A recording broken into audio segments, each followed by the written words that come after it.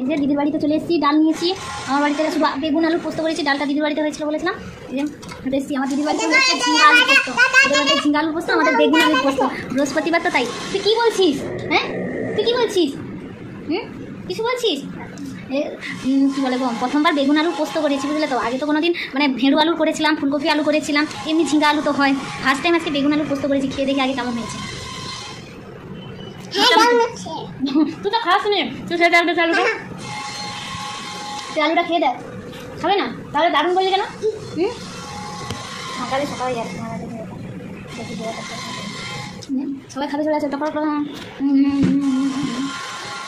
তুমি খাচ্ছ? তুমি তাড়াতাড়ি খাচ্ছ না তো? খেয়ে না দেখ, আমি জলদি জলদি করে খেয়ে নিচ্ছি। দেখ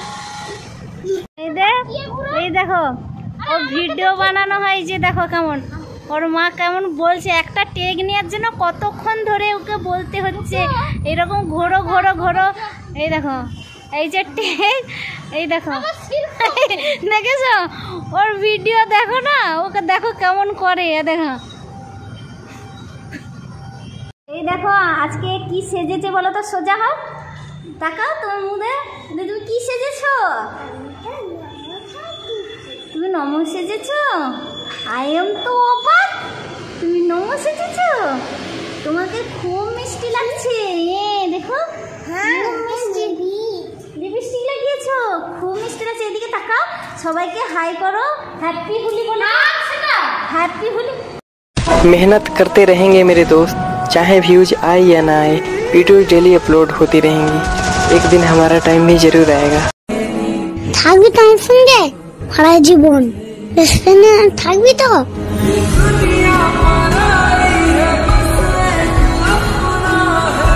ये अपन का औकात है, इंसान को अपना औकात कभी नहीं भूलना चाहिए। तुम्हारा ये कपड़ा है ना, ये सब साला नकली है। असली ये कपड़ा है क्योंकि इसमें अपन का गरीबी दिखाई देता है। ये अपन के जिस्म का